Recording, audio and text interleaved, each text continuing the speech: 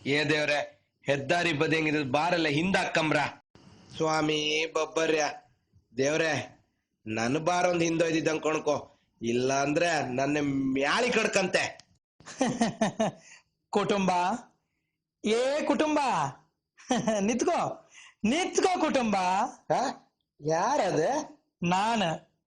ಈಗ ಕರ್ದಿಯಲ್ಲ, ಅವ ಕಣ್ಣು ಎತ್ಮೆಟ್ಟಿತ್ತ, ಅವನಿಗೆ ತೋರುದಿಲ್ಲ, ಅಲ್ಲೇ ಹೋಗಿ ಮಾತಾಡ್ತಿ ತಡ. ಹಾ, ಏನು 3:45 ಗಳಿಗೆಯಲ್ಲಿ ನನ್ನನ್ನು ಉಂಟು ಮಾಡ್ಕೊಂಡಿಲ್ಲ, ಹೇಳು ಕುಟುಂಬ ಏನು?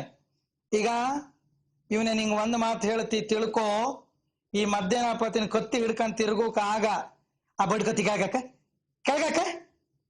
ಯಾರ ದೇವ್ರೆ ನೀವು? ನಾನು ಹೆದ್ದಾರಿ ಬೊಬ್ಬರ್ಯ. ಆ ಹಂಗಾರೆ ನನ್ನ ಬಾರೊಂದ್ ಹಿಂದೊಯ್ದಿದ್ದಂಗ ಮಾಡ್ಸೋಕ ಅತ್ತ ಇದೇ ಇದೇ ನಿಮ್ಮ ಕೊರಜಿ ಬುದ್ಧಿ ಎಂಬುದು. ಮರಯ, ನೀವು ಉಣಕ ತಿನ್ಕ ಪಣಕ ಮಾಡೋಕಾಗ ಯಾಕೆ ಗೊಯ್ತಾ?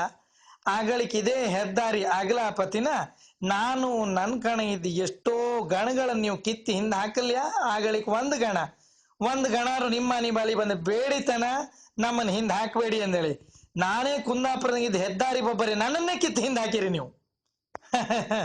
ಅದಕ್ಕೆ ಕೇಂದ್ರ ಸರ್ಕಾರದರ ಮೈ ಮೇಲೆ ಆಂಕ್ರಣಿಯಾಗಿ ನಾನೇ ಈ ಕಾನೂನು ಹೊಯ್ಸದ್ದು. ಜೋಯಿಸರ್ನ ಹಿಡಿದು ನನ್ನನ್ನು ಹಿಂದೆ ಹಾಕದಂಗೆ ಇಂಜಿನಿಯರ್ನ ಹಿಡಿದು ನಿಮ್ ಬಾರ್ ಹಿಂದೆ ಹಾಕಣಿ ಹೋಯ್ನಿ. ಇದರಿಂದ ಎಷ್ಟೋ ಅಪಘಾತ ತಪ್ಪತ್ತು. ಕುಡುವರು ಎಲ್ಲೇ ಇದ್ರು ಬಂದು ಕುಡಿತರು ಕುಟುಂಬ.